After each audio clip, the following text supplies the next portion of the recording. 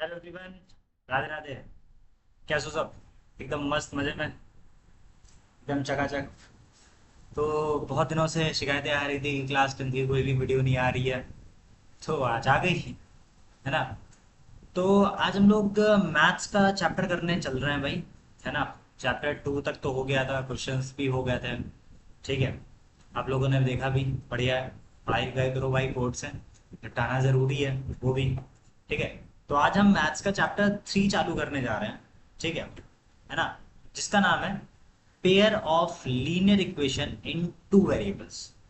मतलब कि हम लीनियर इक्वेशन की बात करेंगे। लीनियर इक्वेशन मतलब कि डिग्री 1 होती है।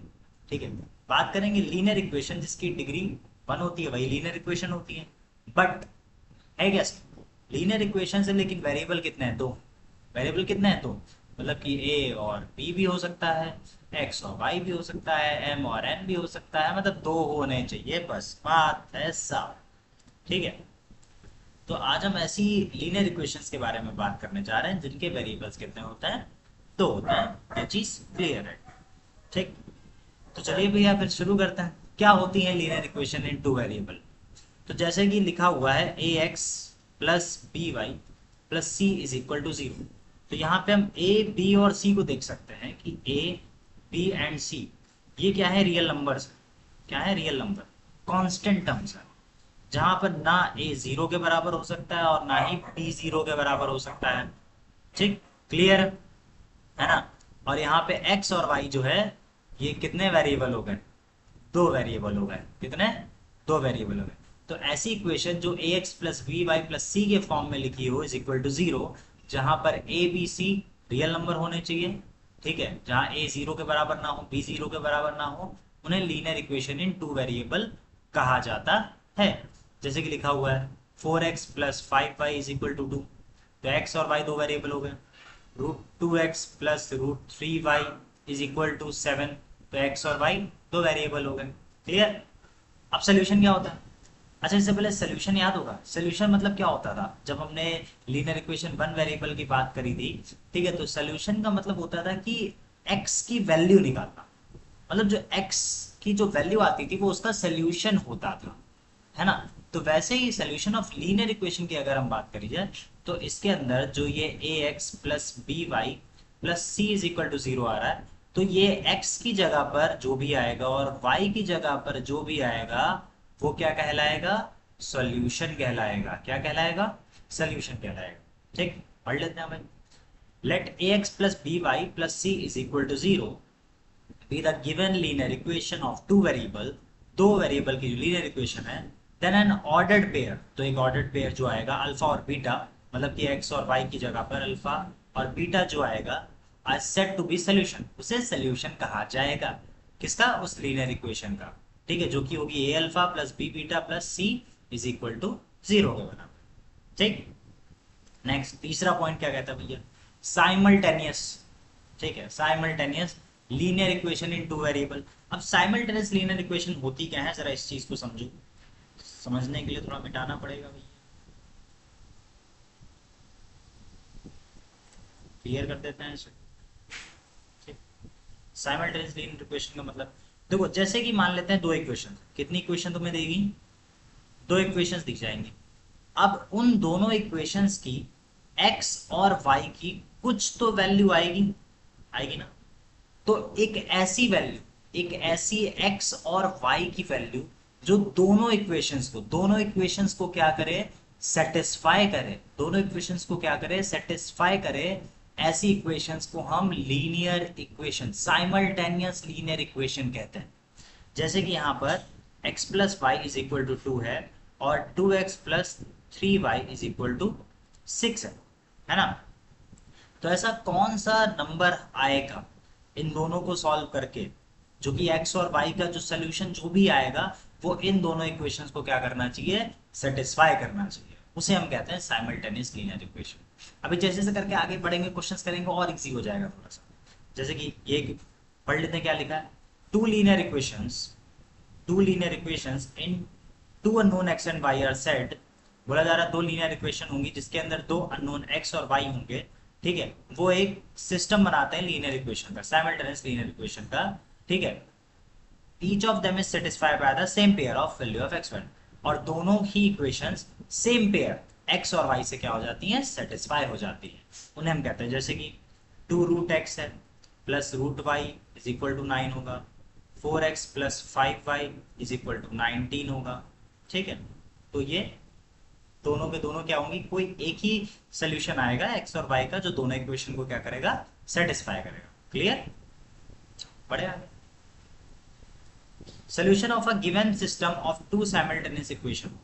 अब सोल्यूशन की अगर हम बात करी जाए तो x और y की एक ऐसा पेयर आना चाहिए जो दोनों इक्वेशन को क्या करे, सेटिस्फाई करे। ठीक है, उसे ही हम क्या कहते हैं, solution of system of two simultaneous equation कहते हैं। ठीक है, solution of the system of simultaneous equation कहते हैं। जो भी x और y, इससे पहले भी बताया था हमने इससे तीसरे वाले पॉइंट में, कि जो भी x और y की जो भी वैल्यू आएगी, ठीक है ना, वो सेटिस्फाई करनी चाहिए। ठीक, अब जैसे कि 3x माइनस 2y बराबर 4 है और 6x माइनस 4y बराबर 8 है। x की वैल्यू 2, y की वैल्यू 1 पुट करके देख लो, तो 3 2 जा 2 1 जा 4 ही आएगा, 3 2 6 में से 2 गया 4, 6 2 जा माइनस 4 1 जा 12, 12 माइनस 4 8। देखो x और y की सेम वैल्यू ने दोनों इक्वेशन को क्या कर दिया, सेटिस्फाई कर दिया। ओके, ठीक। अब कंसिस्टेंट सिस्टम क्या होता है, कंसिस्टेंट सिस्टम होता क्या है, a system of simultaneous linear equation, a system of simultaneous linear equation is said to be consistent. Simultaneous linear equation को, उसके सिस्टम को कंसिस्टेंट तब कहा जाएगा जब उसका सिर्फ और सिर्फ कम से कम एक सोल्यूशन तो हो, मतलब एक सोल्यूशन होना चाहिए। ठीक है, it has at least one solution, तो उसे क्या कहा जाएगा, कंसिस्टेंट कहा जाएगा। इनकंसिस्टेंट सिस्टम क्या होता है, जब उसका कोई भी सोल्यूशन ना हो, क्या हो, कोई भी सोल्यूशन ना हो, कोई भी वैल्यू आ ही ना रही हो, उसे हम कहते हैं इनकंसिस्टेंट सोल्यूशन। ठीक, समझने की कोशिश करो जरा फ्लो चार्ट से। ठीक है, क्या कहता है, कहता है भैया कि अगर मान लो a1x plus b1y plus c1 is equal to 0 और a2x plus b2y plus c2 is equal to 0। ठीक है, हमारे पास दो इक्वेशन, अगर वो कंसिस्टेंट होंगी तो उसका यूनिक सोल्यूशन भी हो सकता है और कई सारे सोल्यूशन भी हो सकते हैं, मतलब एक सोल्यूशन तो होना ही चाहिए। और जब यूनिक सोल्यूशन आएगा तो a1 अपॉन a2 जो होगा वो b1 अपॉन b2 के बराबर नहीं। ठीक है, लेकिन जब कई सारे सोल्यूशन आएंगे तो a1 upon a2, b1 upon b2 और c1 अपॉन c2 के बराबर होगा। सारे के सारे जो रियल नंबर्स थे, वो रियल नंबर्स दोनों इक्वेशंस का जो रेशियो होगा वो आपस में क्या होंगे, बराबर। ठीक है, दो केसेस बन सकते हैं कंसिस्टेंट के, किससे बन सकते हैं, कंसिस्टेंट के बन सकते हैं। लेकिन अगर नहीं आ रहा, इनकंसिस्टेंट है, तो भैया a1 अपॉन a2 का जो रेशियो होगा वो b1 अपॉन b2 के तो बराबर होगा, पर वो c1 अपॉन c2 के बराबर नहीं होगा। ये वाला केस बनता है इनकंसिस्टेंट के लिए। किसके लिए, इनकंसिस्टेंट के लिए बनता है। क्लियर, चकाचक समझोगे ग्राफ से।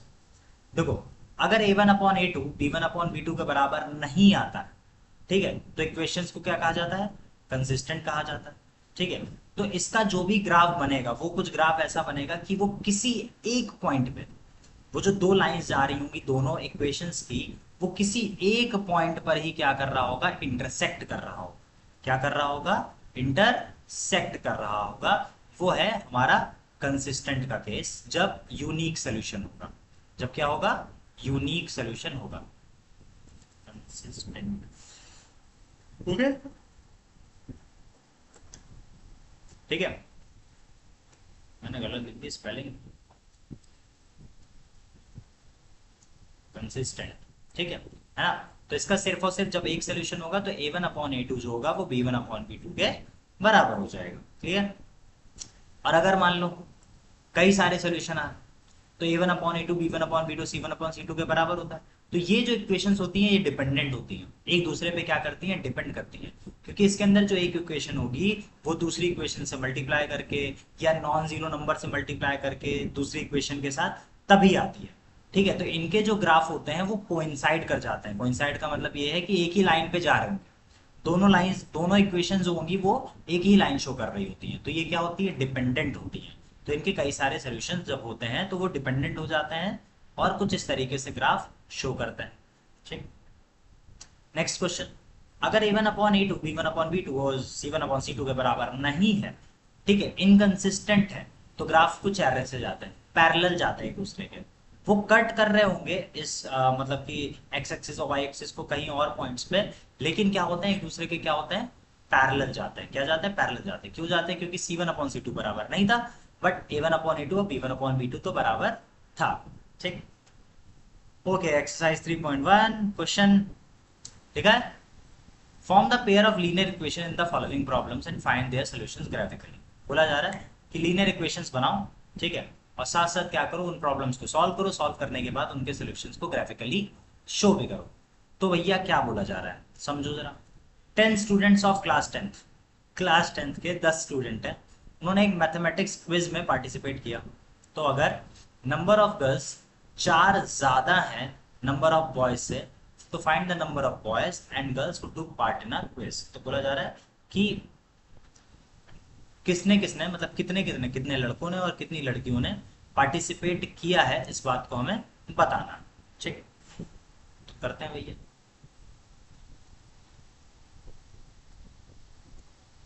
ठीक, क्वेश्चन क्या कह रहा था कि 10 स्टूडेंट्स हैं, ठीक है, कितने स्टूडेंट्स हैं,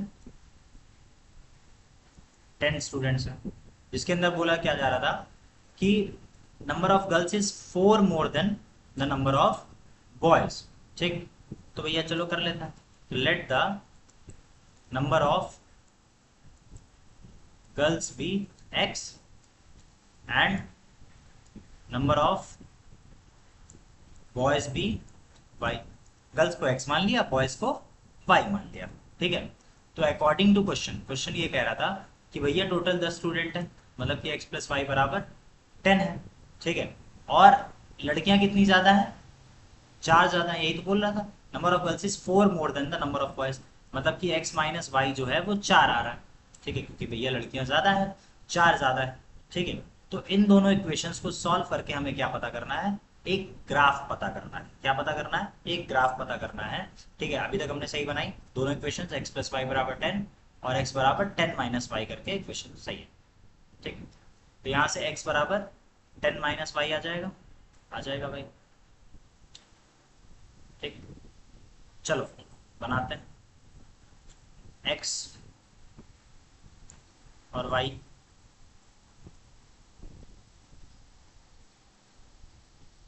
ठीक, ये पहली वाली इक्वेशन के लिए,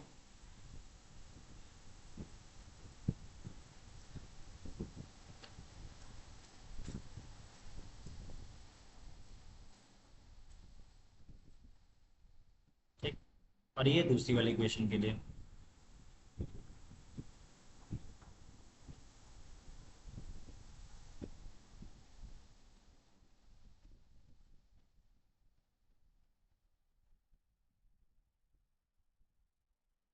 ठीक, तो पहले एक्स प्लस वाई बराबर 10 वाली वैल्यू को सॉल्व करते हैं। एक्स प्लस वाई बराबर 10 मतलब कि एक्स की वैल्यू जो होगी वो 10 माइनस वाई होगी। तो when x is equal to 1, जब हमने एक्स को 1 नहीं रखते हैं, वाई को 1 रखते हैं। When y is equal to 1, तो एक्स बराबर 10 माइनस 1 हुआ, तो एक्स की वैल्यू कितनी आ गई 9। जब हमने वाई को 1 रखा था तो एक्स की वैल्यू आई थी 9। When y is equal to 2 रखा हमने, तो एक्स बराबर 10 माइनस 2, तो एक्स की वैल्यू कितनी आ गई 8 आ गई। 2 रखा तो 8 आई, 3 रखेंगे तो 7 आएगी, 4 रखेंगे तो कितने आएगी 6 आएगी, 5 रखेंगे तो हमारी आएगी 5। क्लियर, ऐसे करके चलता चलेगा। ठीक, अब x माइनस वाई बराबर 4 था, तो x बराबर 4 प्लस वाई हो जाएगा। ठीक, तो यहाँ पे y बराबर अगर 1 रखेंगे तो x की वैल्यू क्या आ जाएगी 5 आ जाएगी। ठीक है, तो 1 5 हो गया। y की वैल्यू 2 रखी तो x बराबर 6 आ जाएगा, 4 प्लस 2 6 हो गया। 3 रखेंगे तो ये 7 हो जाएगा, 4 रखेंगे तो ये 6 हो जाएगा। ठीक, ये 5 रखेंगे तो ये 5 हो जाएगा। अब एक ग्राफ बना लेते हैं जरा,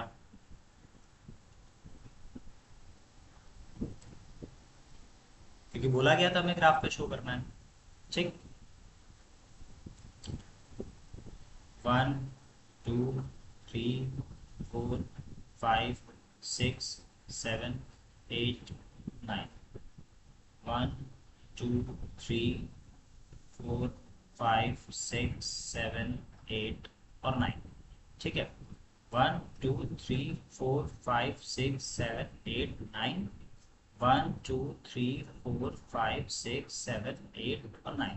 ठीक है, तो हम जो करने वाले हैं वो सिर्फ यही करेंगे कि पॉजिटिव इसलिए बनाया क्योंकि सारी वैल्यूज पॉजिटिव आ रही हैं। ठीक है, तो पहली इक्वेशन में देखें, x की वैल्यू 9 है और y की वैल्यू 1 है। x की वैल्यू 9 है और y की वैल्यू 1 है, तो कुछ यहाँ पे जा करके मिलेगी। ठीक, पॉइंट रख दो। फिर 8 और 2 है, 8 और 2 है, प्लस ऊपर यहाँ पर। फिर उसके बाद 7 और 3 है, 7 और 3 है, ये रहा।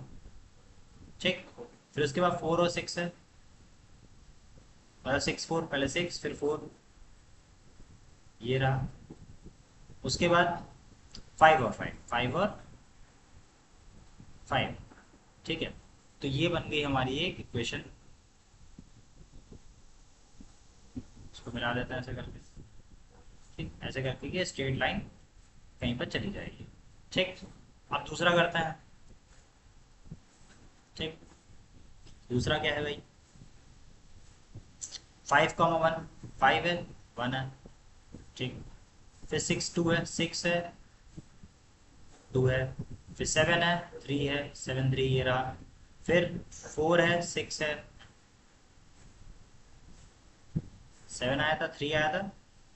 फिर उसके बाद 6 आया, 4 आया, 6 आया और ये कुछ हमने उल्टा रख दिए सारे पॉइंट्स। ठीक है, उल्टे रख दिए भाई,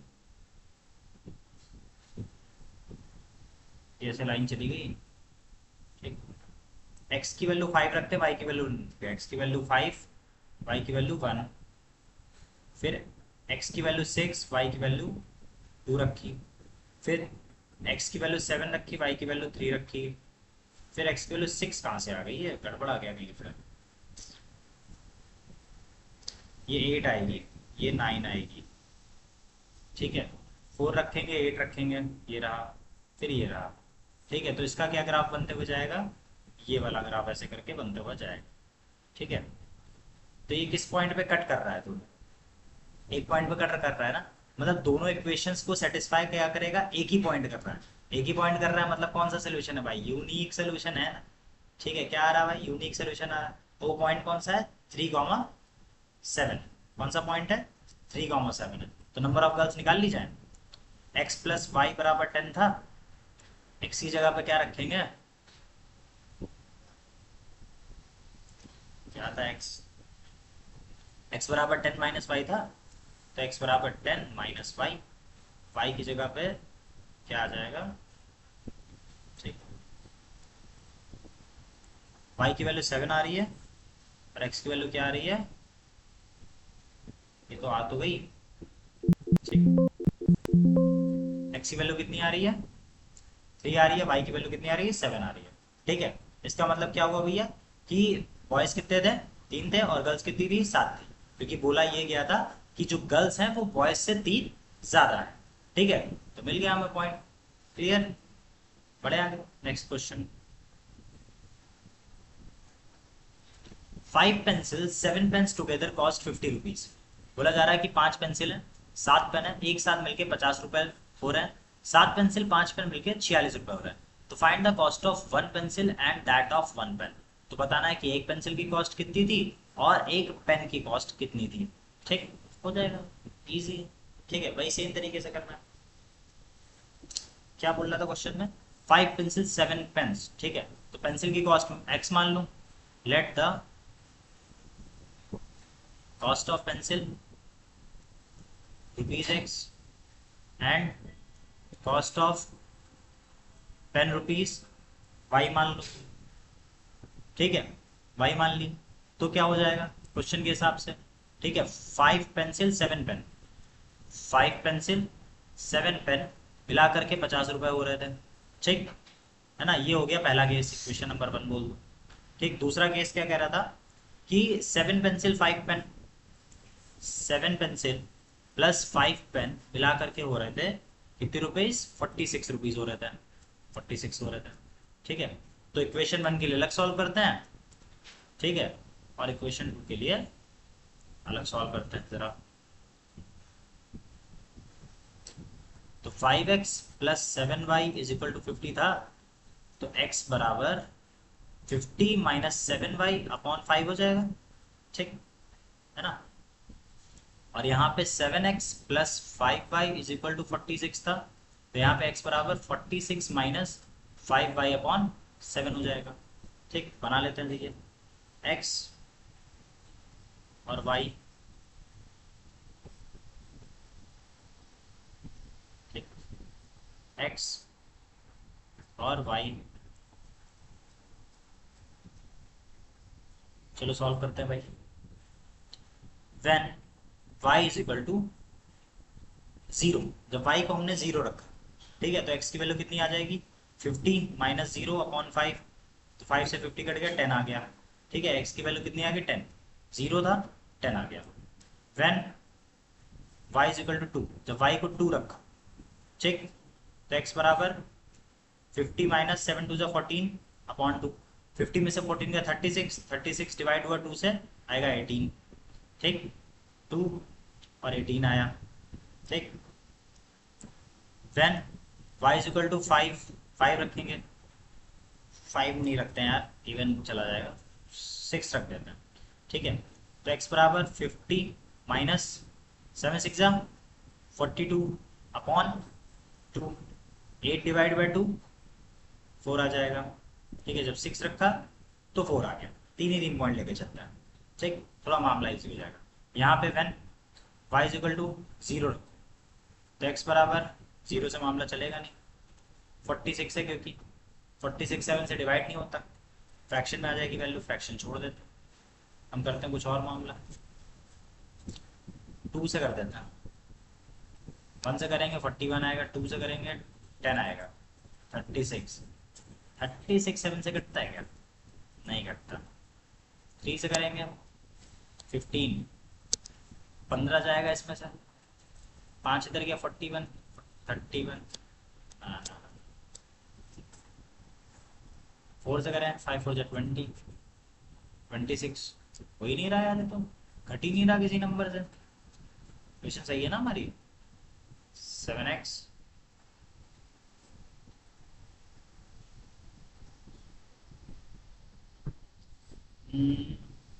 -2 रख लेते हैं नेगेटिव, ठीक है, क्वेश्चन में से, ठीक है। तो x बराबर 46 माइनस माइनस प्लस 5 2 10, 56 अपॉन 7, 8 आ जाएगा।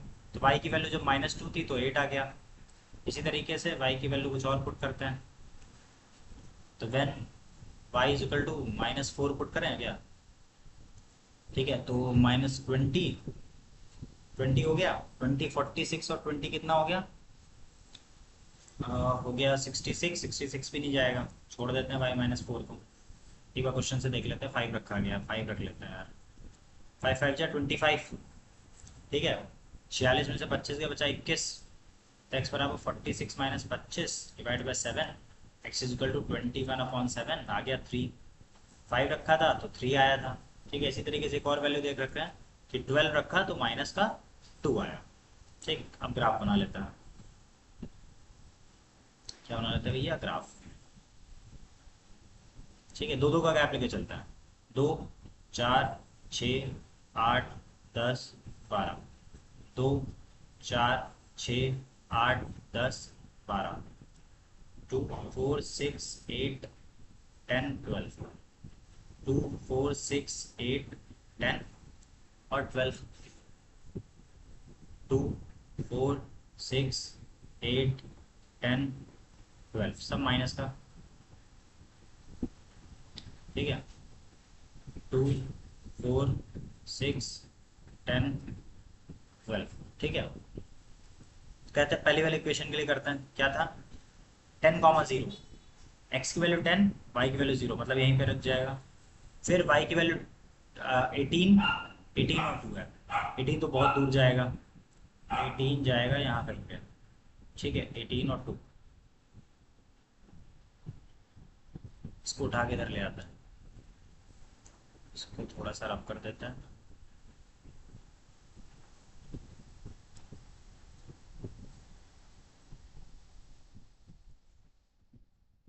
अरे सब क्यों सेलेक्ट हो गया भाई?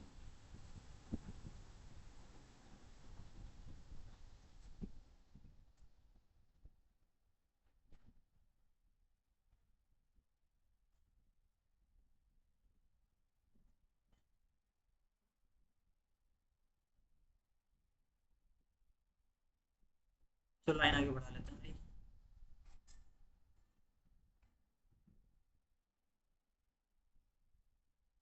लाइन आगे बढ़ा दी हमने। ठीक है, 12 है, फिर 14, फिर 16, फिर 18। ठीक है। पेन। तो दूसरा पॉइंट क्या रहा है? 18 और 2 आ रहा है, 18 और 2 आ रहा है, मतलब ये वाली लाइन रही। तीसरा पॉइंट क्या बोल रहा है भैया? 4 और 6, 4 और 6 बोल रहा है, ये वाला पॉइंट बोल रहा है। ठीक। जब 10 पे था 0 था, 18 पे था 2 हुआ, 4 था 6 हुआ। ठीक। सही है ना? नेक्स्ट, दूसरे पॉइंट के लिए इसकी लाइन बना दो ऐसे करके। ठीक, नीचे जाएगी।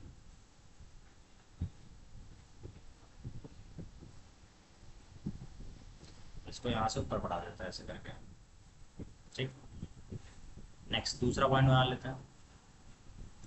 8 कॉमा -2 है, 8 है, फिर -2 है, -2 मतलब ये है। ठीक। 3,5 है, 3,5 ये है। उसके बाद -2,12 है, -2 और 12 ये रहा। मतलब कि ये लाइन जो जाएगी वो कुछ इस तरीके से यहाँ पे कट करते हुए से चली जाएगी।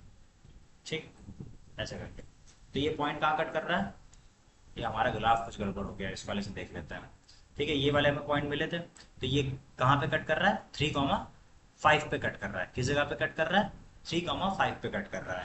ठीक है। -2,12 मिला था, ये वाली इक्वेशन 7x + 5 y = 46 वाली। और ये वाली जो इक्वेशन जा रही है लाइन, वो 5x + 7y = 50 वाली जा रही है। ठीक है। तो जो कहाँ पे कट कर रही है? 3,5 पे कट कर रही है। तो हमें यहाँ से एक बात पता चलती है कि जो 3 है, जो कि हमने क्या माना था? एक्स माना था, वो है कॉस्ट ऑफ पेंसिल। और जो 5 है वो है cost of pen. Okay, clear? Note कर लो एक बार। हो गया? नेक्स्ट। ओके,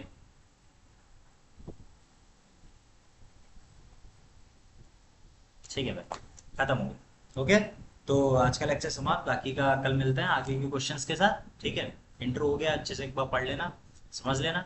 ठीक है। तब तक के लिए राधे राधे।